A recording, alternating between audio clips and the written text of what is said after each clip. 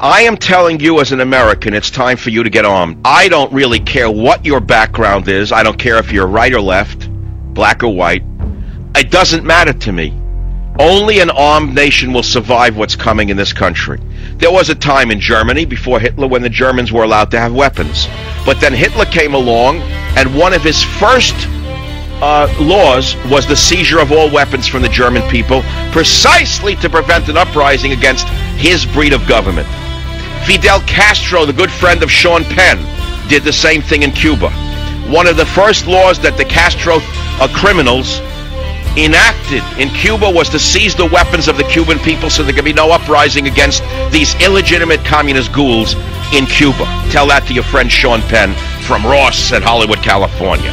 Tell it to him. Tell him about the rules in Cuba, why there's such peace in Cuba. But let's go to America. We have a Second Amendment.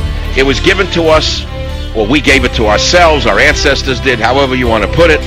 And in the whole history of America, are you aware of the fact that you've lived through historic times in many ways, including that in this year, for the first time in the history of this great republic, the U.S. Supreme Court reviewed the Second Amendment to determine once and for all whether or not the Second Amendment implied or gave you the right, personal right to bear arms.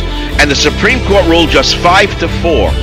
Again, the very same anti-Americans, the same anti-American cabal on the Supreme Court, by a hairbreadth, try to take away your right to protect yourself.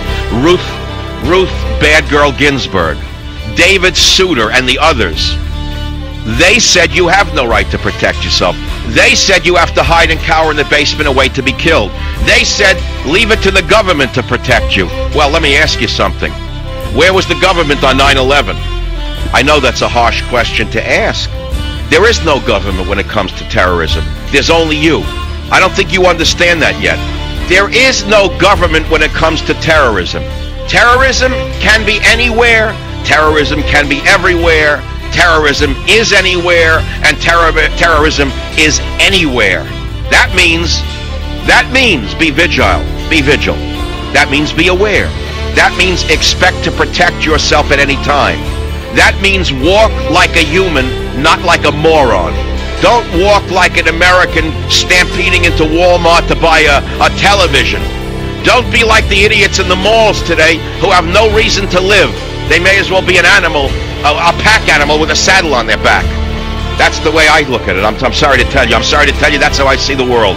I have nothing but contempt for people like this, that their whole life is buying some piece of garbage they don't even need. But let's put aside my contempt for the average man.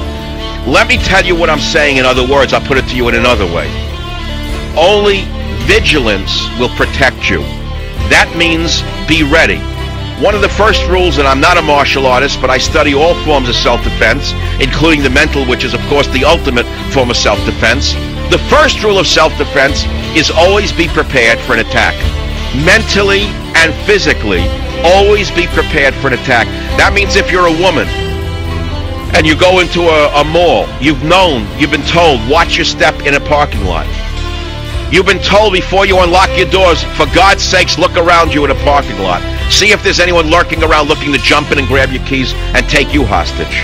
Let's put aside terrorism. Let's talk only about our own homegrown animals that are patrolling America right now. So it goes down to the simplest thing. Be prepared, be vigilant. But it goes beyond that.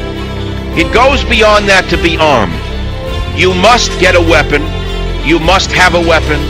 You must get any weapon that is legal to have and keep it in your house and not worry so much that you're going to use it to kill yourself. If you're a gunophobe or a gun neurotic, I can't help you, then you shouldn't get a weapon.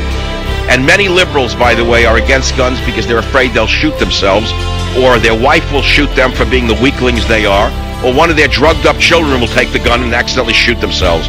That's the real reason they're afraid of guns, liberals.